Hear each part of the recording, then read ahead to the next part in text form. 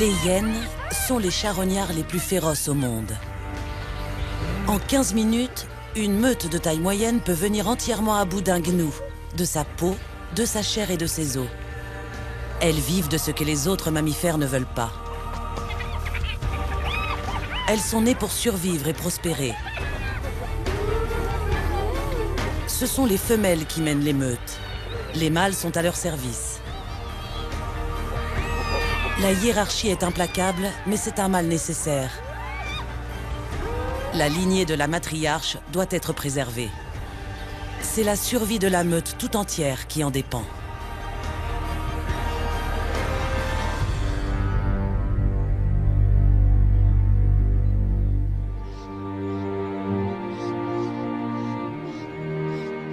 La Zambie est un immense pays.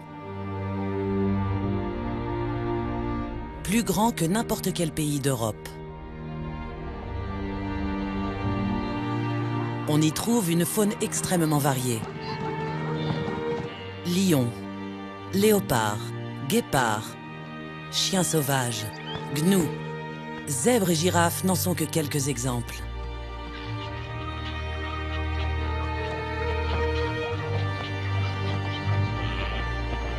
C'est ici, dans la partie ouest du pays, que vit l'espèce carnivore la plus répandue d'Afrique, la hyène tachetée. On les dit voleuses, peureuses et charognardes, mais il n'en est rien. Les hyènes sont des opportunistes.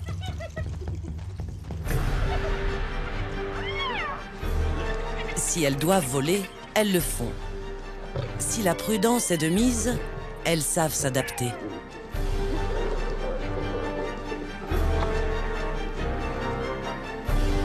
Elles ne sont jamais contre un repas inopiné, même s'il s'agit des restes du festin d'un autre prédateur. Les hyènes tachetées sont de très bonnes chasseuses qui n'ont peur de rien.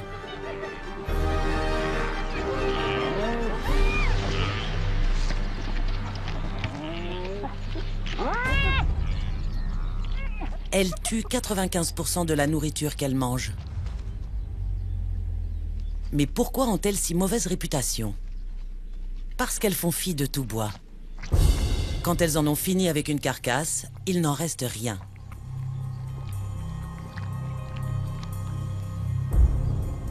Elles ne sont pas seulement de bonnes chasseuses. Elles sont efficaces dans tout ce qu'elles entreprennent. La vie au sein d'une meute de hyènes est très organisée et hiérarchisée. Il s'agit d'un système matriarcal où les femelles dirigent et dominent les mâles.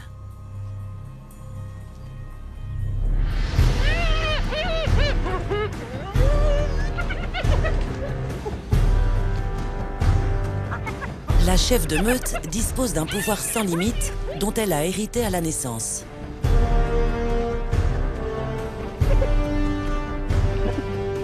Elle le tient de sa mère, qui l'a elle-même hérité de sa grand-mère et de son arrière-grand-mère avant elle.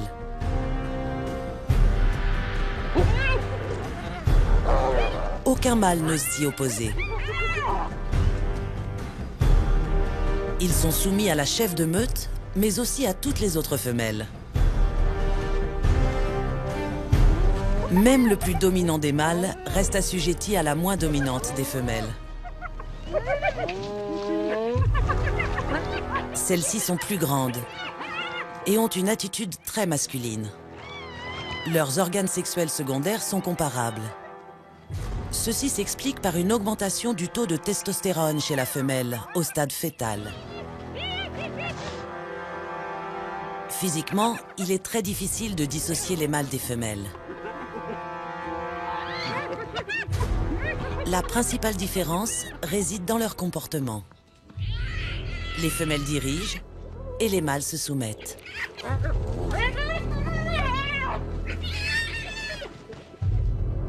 Chaque membre de la meute est facilement identifiable grâce à son odeur personnelle. Quand ils s'approchent les uns des autres, ils se saluent tous de la même façon.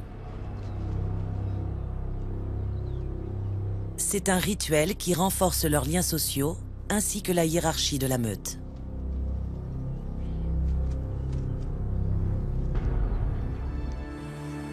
cette hiérarchie s'accroît sans cesse. Une nouvelle génération va bientôt arriver. La matriarche est pleine. Après une période de gestation de 16 semaines, elle est sur le point de mettre bas.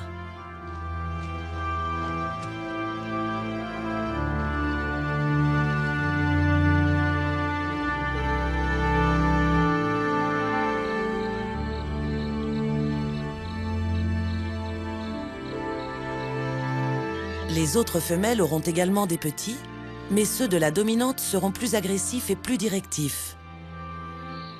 Ceci est dû au taux d'androgène plus important qu'elle leur transmet au cours des derniers jours de la gestation.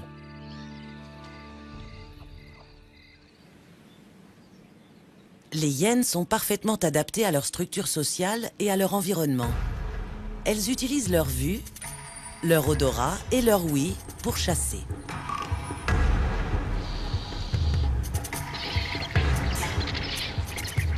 Si des vautours s'attaquent à une carcasse, elles se dirigent vers eux. Si elles sentent l'odeur d'un animal en putréfaction, elles y vont. Si elles entendent d'autres prédateurs en train de tuer ou de se nourrir, elles sont là, même si elles doivent parcourir 10 km. Une fois sur place, elles mangent tout, de la peau en passant par les sabots jusqu'aux dents.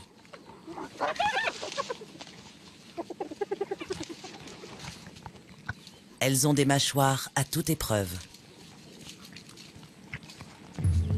Lorsqu'elles chassent seules, elles se nourrissent de petites proies, oiseaux, lièvres, renards, chacals, serpents et même poissons.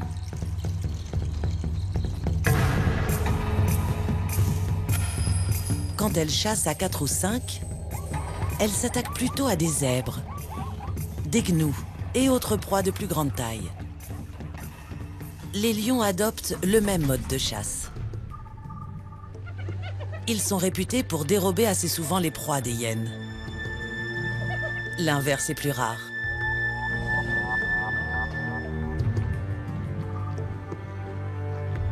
Cette compétition entraîne des conflits et des confrontations qui peuvent être fatales. Un lion ne peut rivaliser face à plusieurs hyènes, mais il dominera dans un face-à-face. C'est inéluctable.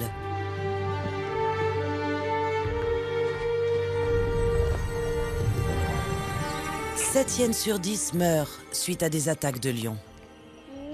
Mais cela ne les arrêtera pas aujourd'hui. Un lion vient de tuer une proie. La meute veut la récupérer.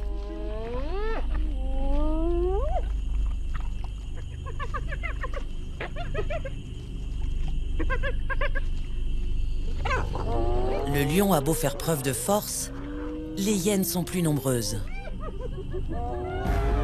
Elles approchent prudemment, elles observent, elles analysent.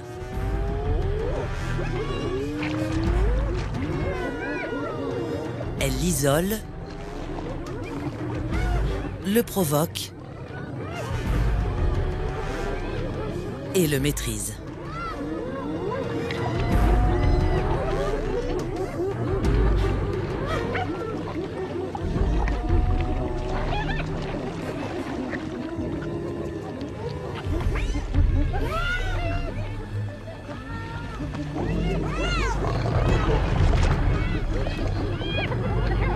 Elles n'en ont pas encore terminé. Les femelles dominantes prennent vite le dessus.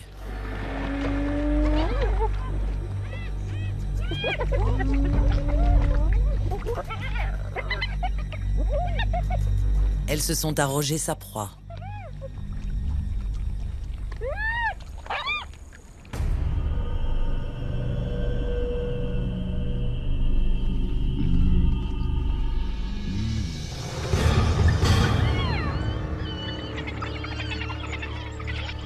Les lions ne sont pas les seuls rivaux des hyènes sur leur territoire.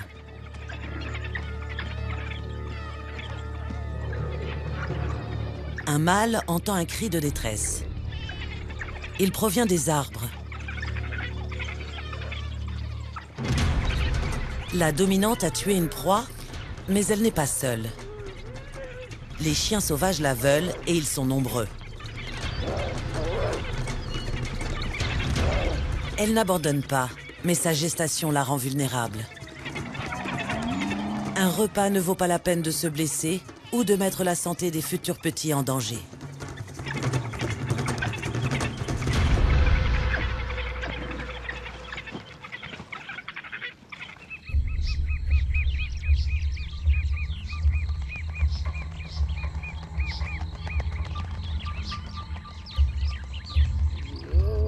Ce soir, aucun lion ne rôde dans les parages.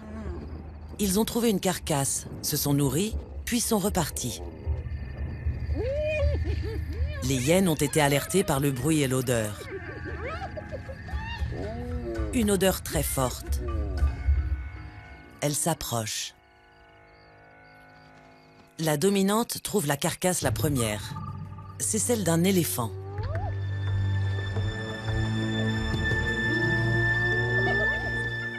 D'autres membres de la meute la rejoignent. Il y a de quoi nourrir tout le monde.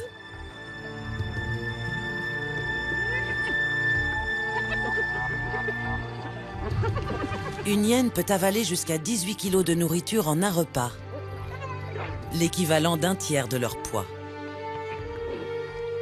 Cet éléphant va les nourrir pendant une semaine.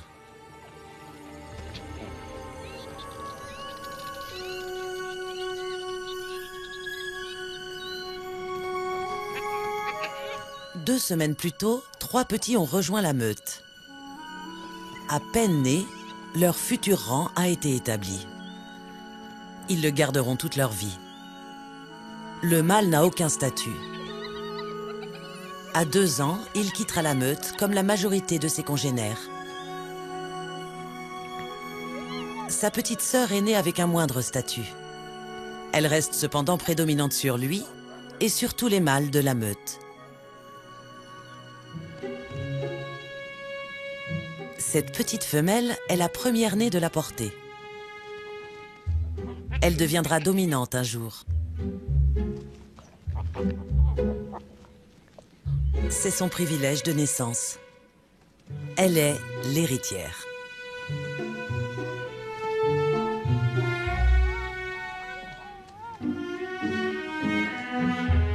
La dominante aime tous ses petits et s'en occupe elle-même. Ils sont nourris 6 fois par jour avec du lait contenant la plus haute concentration de protéines chez un carnivore.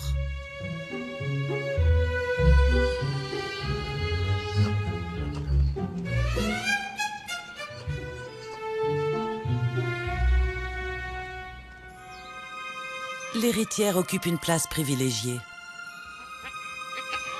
Elle le sait. La meute le sait.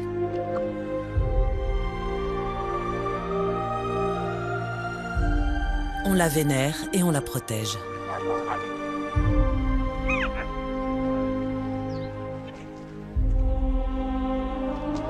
Pendant 1 an, les petits resteront dans la tanière commune.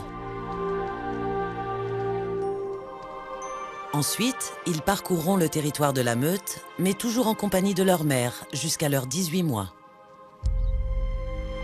Pour le moment, leurs journées sont rythmées par les jeux et les soins maternels.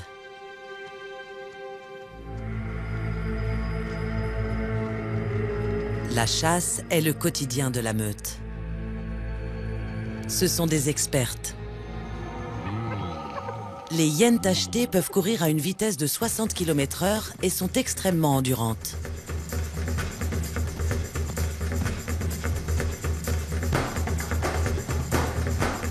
Contrairement aux lions, aux guépards et aux léopards, qui sont très rapides sur de courtes distances, les hyènes peuvent parcourir plusieurs kilomètres.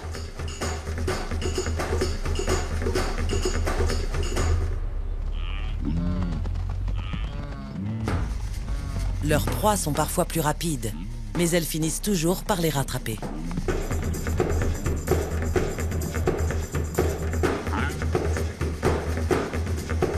Aujourd'hui, elles ont jeté leur dévolu sur un gnou.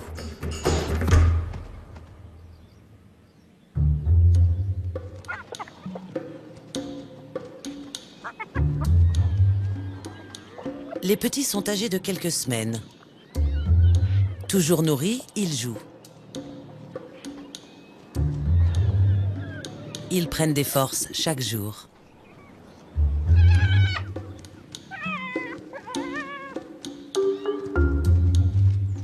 La hiérarchie se met en place naturellement. La dominante ne laisse jamais l'héritière seule quand elle quitte la tanière. Elle serait en proie aux coups bas et aux agressions des autres membres de la meute.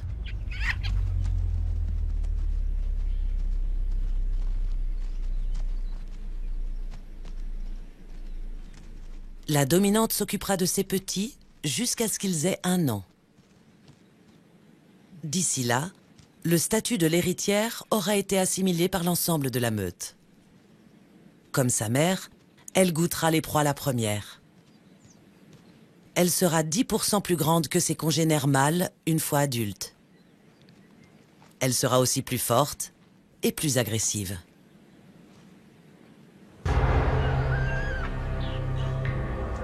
Certains n'ont pas autant de chance. Cette femelle a mis bas il y a peu. Elle n'a qu'un seul petit, une femelle. Mais celle-ci ne représente rien au sein de la meute, contrairement à l'héritière. Pourtant, elle reste prévalente sur les mâles plus âgés.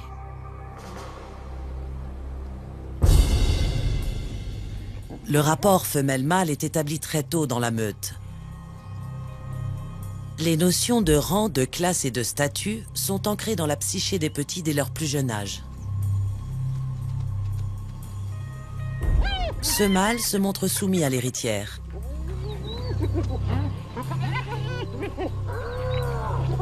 Il sait qu'elle lui est supérieure.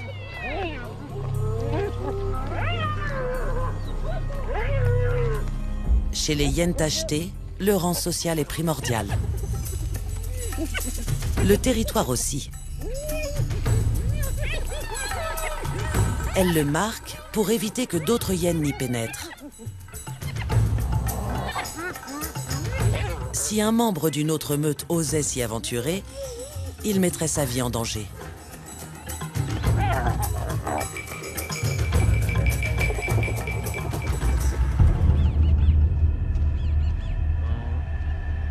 Ce mâle en est le parfait exemple.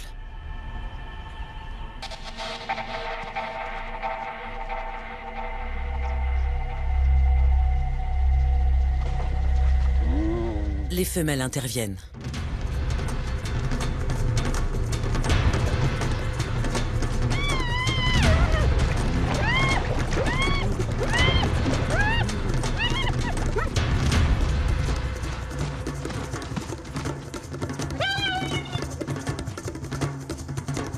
Cette fois-ci, il s'en sort sans heurts. Ce gnou aussi a de la chance.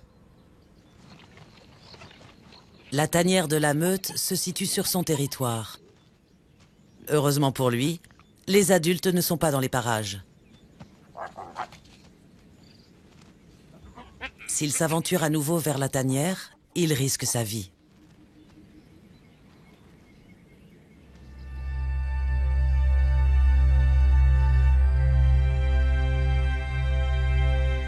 Une babysitter s'occupe des petits pendant que la dominante chasse.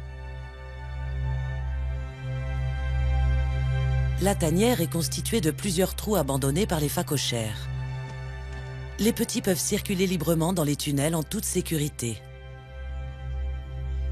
La nuit, ils y dorment pour échapper aux prédateurs. Pourtant, le risque demeure.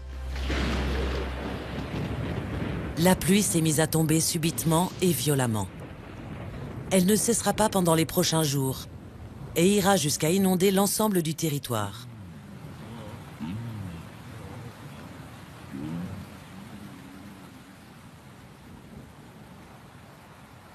Les petits ont fui la tanière afin d'éviter la noyade. Malheureusement, pas tous. Celui de la femelle de faible rang n'a pas réussi à trouver la sortie.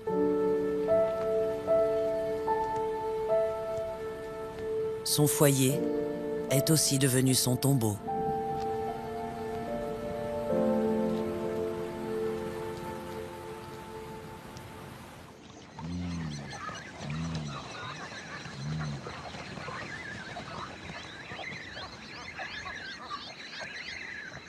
Une fois la pluie passée, la vie reprend son cours. Malgré son caractère tragique, la mort du petit n'a en rien bouleversé la vie de la meute. Leur vie est très routinière. Elles dorment, elles chassent, elles se reproduisent, et quand elles n'ont rien de particulier à faire, elles se prélassent dans l'eau.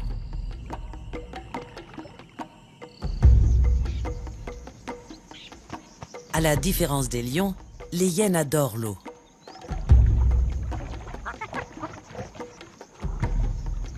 Elles savent très bien nager. Et comme cette femelle, elles utilisent souvent l'eau pour stocker leurs proies. Elles les mettent ainsi à l'abri des vautours.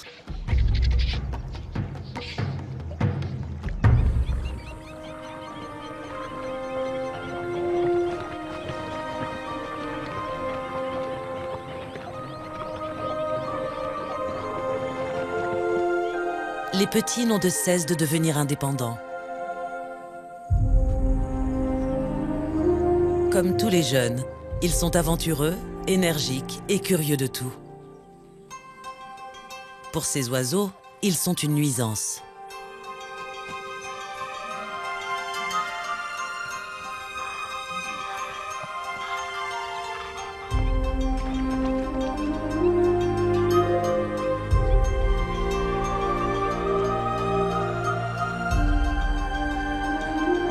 L'héritière est en pleine exploration. Elle vient de faire une nouvelle découverte. Un porc-épic endormi.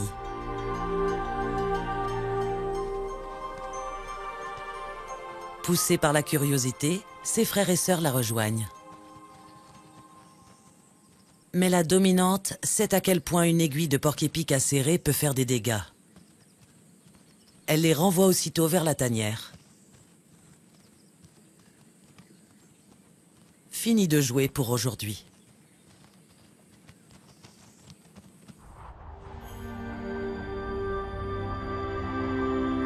Sur un territoire de 104 km², la meute trouve toujours quelque chose à manger.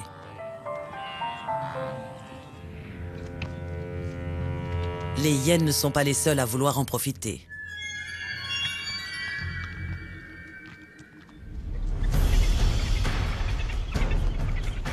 La meute de chiens sauvages est de retour. Les chiens prennent ce mâle en embuscade. Ils tentent de protéger son arrière-train de leurs attaques en le frottant au sol.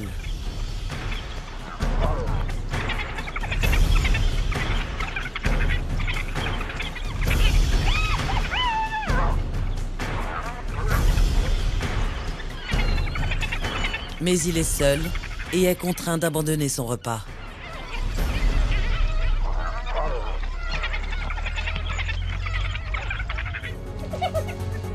Le voilà de retour, avec des renforts.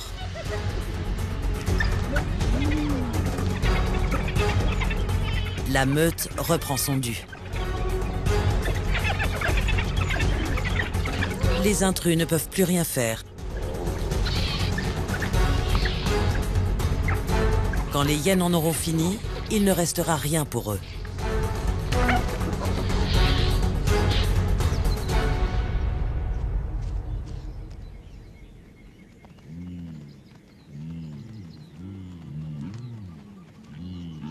Quand il s'agit de chasser, leur instinct de tueuse est prépondérant.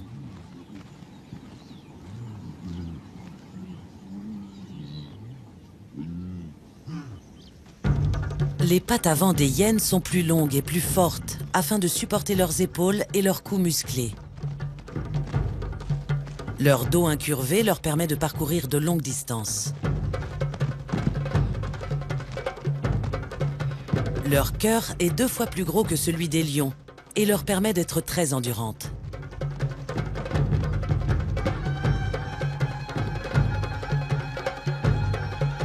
Elles ne courent pas plus vite que leur proie, mais elles les épuisent. Elles sont de parfaites chasseuses. Pourtant, il arrive que la hyène soit voleuse.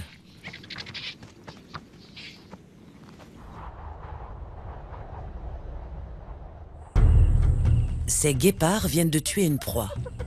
Un membre de la meute veut s'en emparer. Et il y parvient.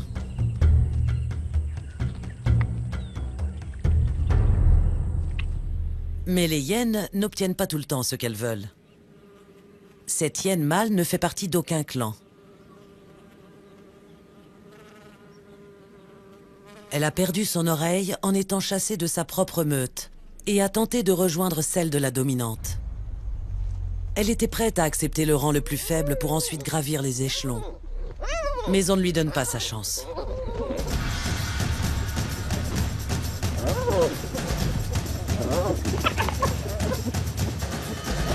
La dominante et les autres femelles l'expulsent. La punition est sans appel. Sauvage et brutale.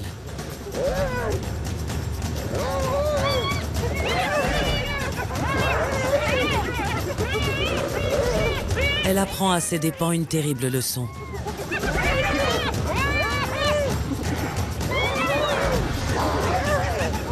Un intrus mâle ne peut se montrer inopportun qu'une seule fois. La seconde fois, il sera condamné à mort.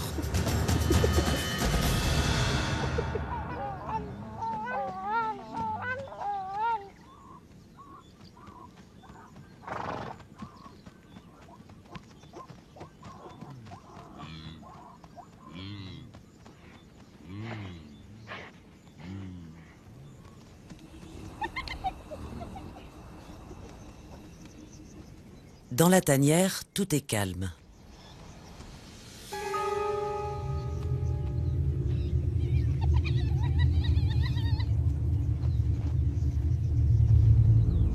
La meute se repose. Mais ça ne l'empêche pas de se tenir à l'affût, patiemment, prête à reprendre la chasse à tout moment.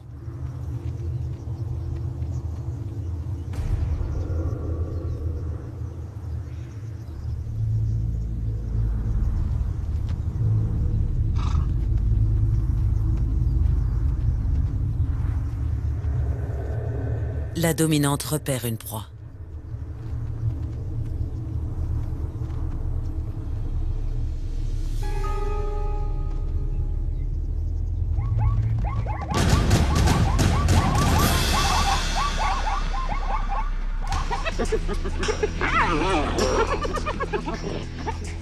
Ce zèbre ne s'en sortira pas.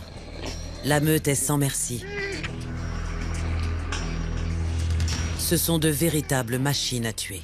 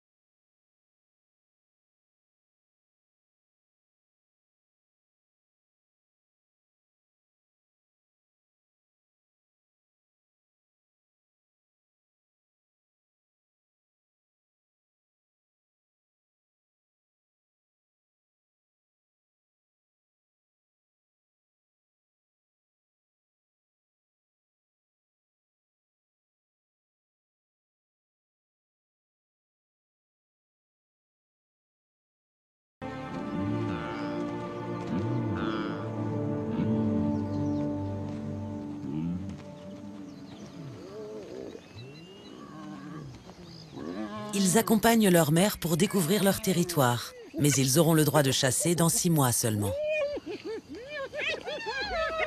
Pour le moment, ils doivent se contenter de ce que les autres membres de la meute leur apportent. Aujourd'hui, ils devront attendre la nuit, lorsque la meute repartira chasser. Les hyènes sont des opportunistes. Elles peuvent partir à la chasse à n'importe quelle heure du jour ou de la nuit. Tout dépend de ce qu'il y a à disposition.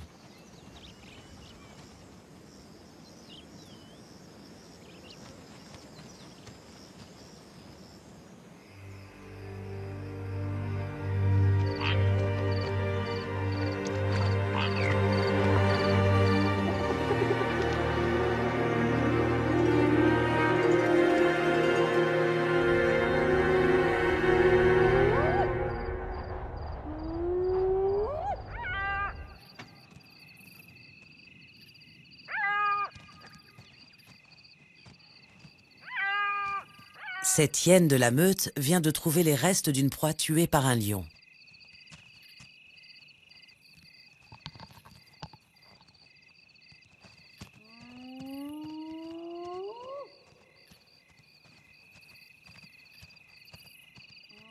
Ce chacal veut également profiter du festin. Mais lorsque la meute arrive, il n'a plus qu'à fuir.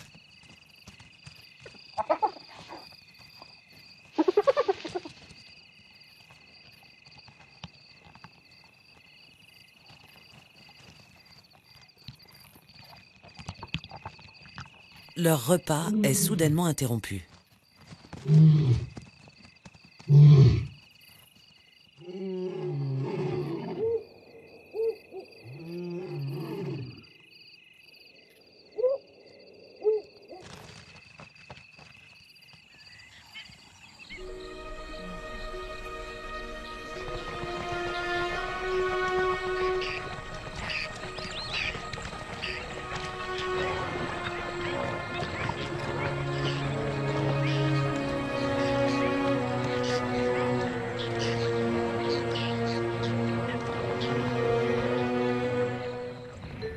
Les petits ont goûté à la viande pour la première fois cette nuit. Ils sont impatients de dévorer les fruits de la prochaine chasse. En attendant, leur matinée est faite de routines et de rituels.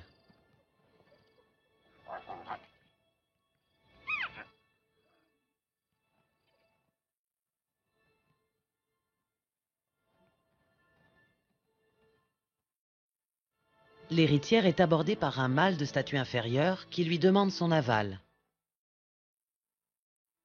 Il lève sa patte pour qu'elle puisse l'identifier et connaître son statut social.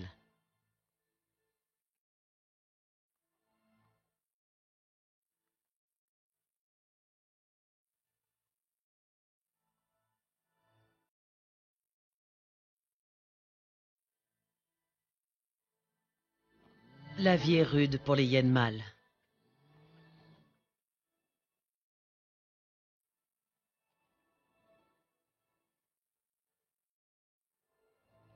Le quotidien de l'héritière est bien différent de tout cela.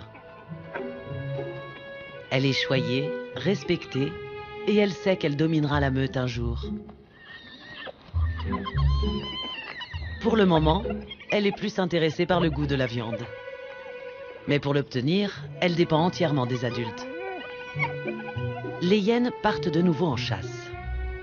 Elles cherchent une proie conséquente. Un gnou. Leur mets préféré. À la différence des chiens, les hyènes ne chassent pas en groupe. Elles disposent de différents cris qui portent sur une zone de 5 km et qui ont chacun leur signification. Leur célèbre rire est en réalité un gloussement, signe de peur ou d'intense anxiété. La meute a repéré un troupeau de gnous. Mais elles ne pourront pas compter sur l'effet de surprise.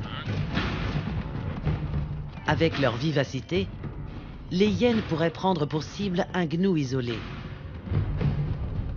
Mais il est plus judicieux d'attendre la nuit. Il leur sera plus facile de capturer leur proie. Pendant ce temps, dans la tanière, des mangoustes rayées jouent les invités surprises. Elles sont curieuses, mais pas stupides. elles préfèrent s'enfuir avant de terminer en goûter pour les hyènes.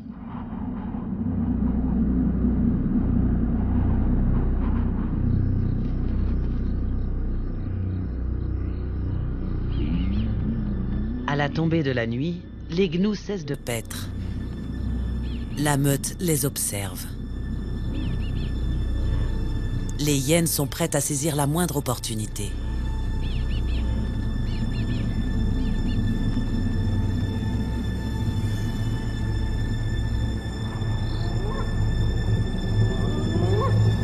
La pénombre s'installe. Il est temps.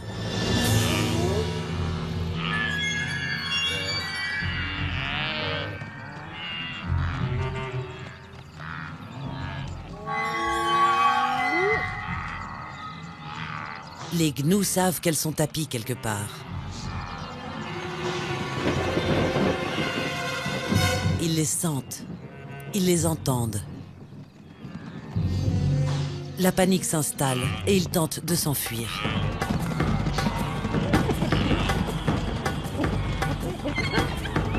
La meute attaque. Elles attrapent un gnou isolé. Elles en font rapidement leur affaire. Les hyènes mangent de façon très agressive. Ce soir, il y a beaucoup de restes à rapporter à l'héritière et à sa fratrie. Si elles sont toujours en vie quand les adultes rentrent. Les chiens sauvages sont de retour. Ils veulent anéantir toute forme de concurrence. Les petits sont des proies faciles. Si elle le doit, la dominante les défendra jusqu'à la mort.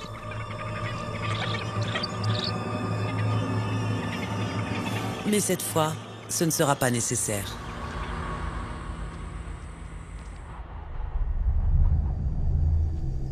L'héritière a 3 ans. Elle et sa sœur sont devenues adultes.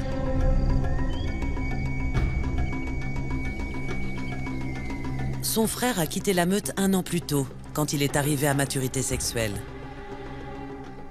Comme la plupart des mâles, il est parti en quête d'une autre meute, dans l'espoir d'être accepté et de se reproduire. L'héritière est en âge de concevoir. Elle peut réaliser son destin, qui est aussi celui de la meute. Elle ne deviendra dominante qu'à la mort de sa mère et profite de la vie avant de devenir mère à son tour. Avant tout, elle doit choisir un partenaire avec qui s'accoupler. Son choix se porte sur un mâle né dans la meute, le plus ancien de tous. Un autre mâle désire ses faveurs.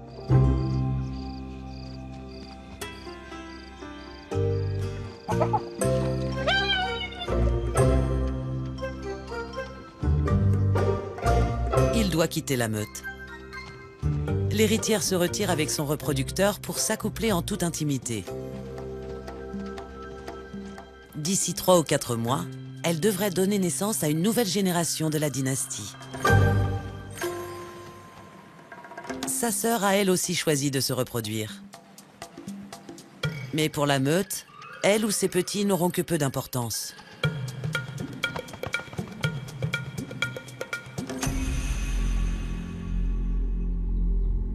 Nous sommes au mois de juin. C'est la saison sèche en Zambie de l'Ouest.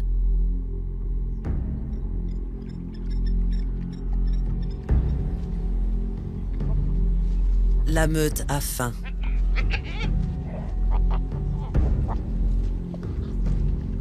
Leurs proies habituelles, les zèbres et les gnous, migrent et s'éloignent de leur territoire.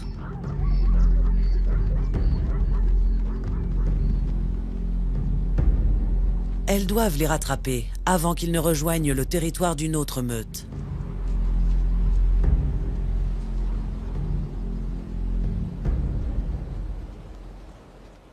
Le voyage durera entre 3 et 10 jours.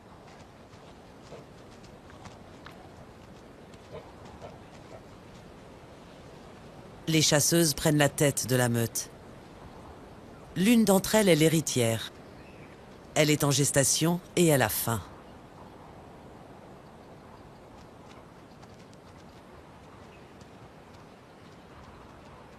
L'héritière chasse en binôme avec une autre femelle de la meute. Pour le moment, elles n'ont rien trouvé. La journée semble interminable.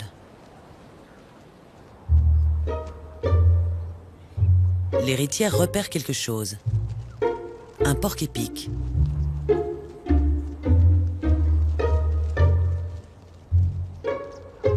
Le risque est trop grand pour si peu de viande.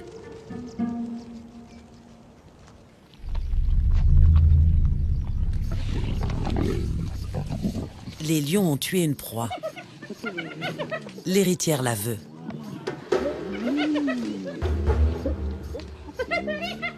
Deux contre deux.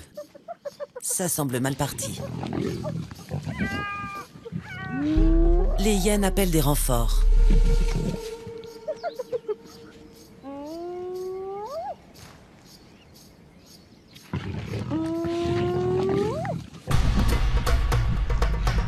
Le rapport de force s'inverse. Hyène contre lion.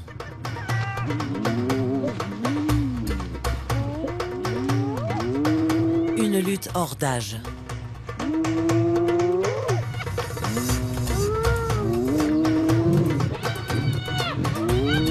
Les lions sont repus et ne veulent pas prendre le risque de se battre.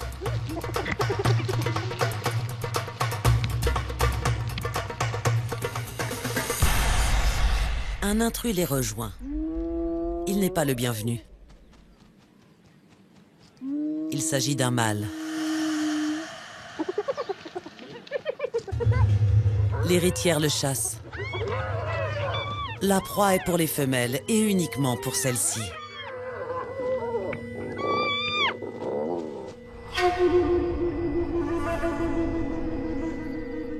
Il est trop tard pour continuer. La meute se couche pour la nuit dans un abri de fortune. Il semble sûr.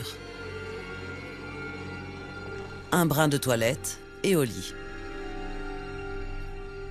Une longue journée les attend le lendemain.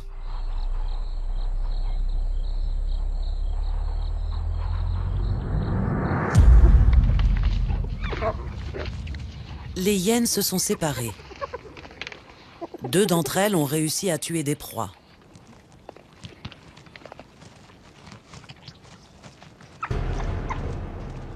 Mais elles ont à nouveau de la compagnie. Des chiens sauvages.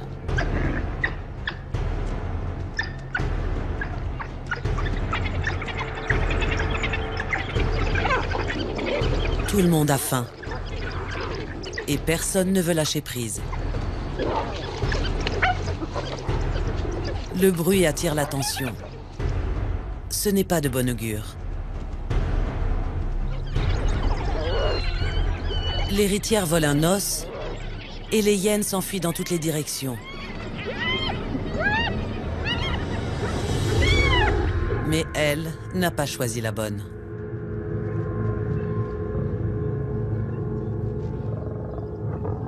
Le lion l'étouffe. Sa vie lui échappe, ainsi que celle des petits qu'elle porte. Que va-t-il advenir de la meute à présent?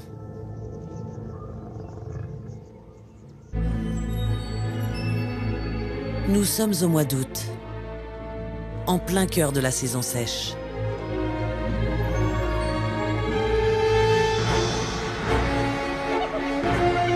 La nourriture se fait rare et personne n'est prêt à partager, surtout pas avec un intrus comme ce chacal.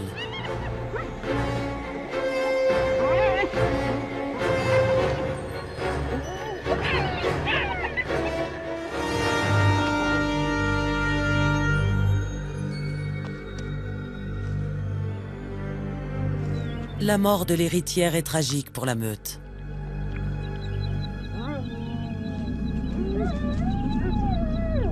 C'est sa sœur qui la remplace. Elle deviendra dominante à la mort de sa mère.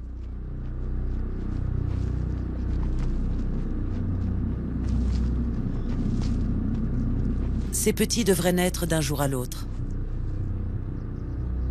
Ils étaient destinés aux basses classes de la société.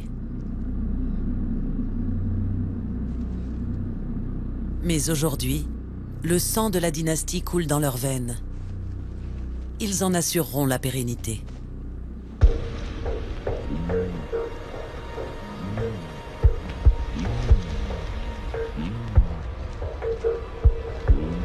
Quelques hyènes sont partis chasser.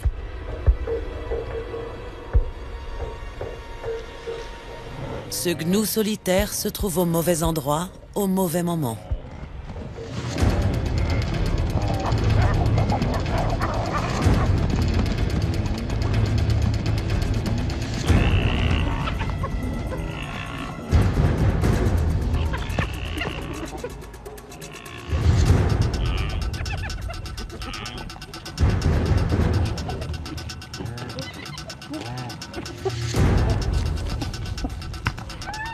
Sa mort est rapide.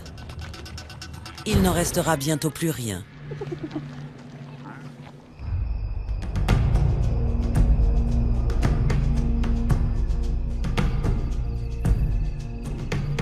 La dominante s'est jointe à la chasse. Seule, elle est à la recherche de petites proies.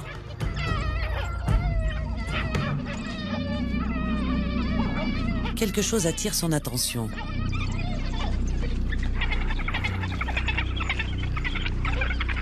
La proie de chiens sauvages.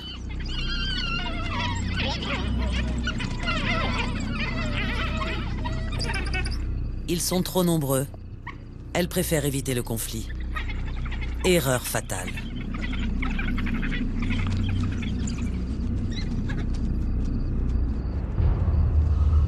Elle se retrouve prise dans un collet, sûrement placé là pour attraper la proie qu'elle convoitait.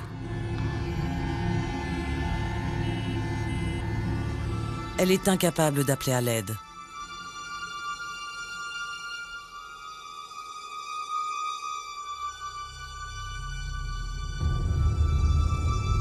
Elle est seule et elle meurt seule.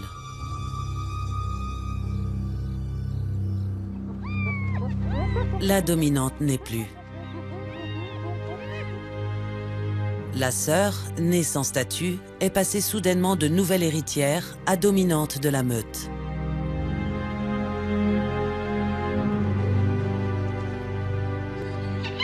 Elle est la nouvelle meneuse.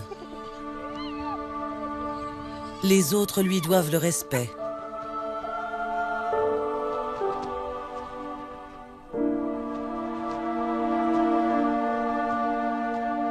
C'est désormais sa meute. Et elle vient de donner naissance à 3 petits. Les 2 premiers sont des mâles, pas de statut, aucune importance. Cette petite est l'avenir de la dynastie. Elle sera dominante et dirigera ses semblables. Cela prendra du temps, mais tel est son destin. De mère en fille et de génération en génération. Cette société menée par les femelles perdurera. Les dominantes se succéderont. Les hyènes tachetées continueront à chasser et à tuer pour la survie de l'espèce. Et elles survivront.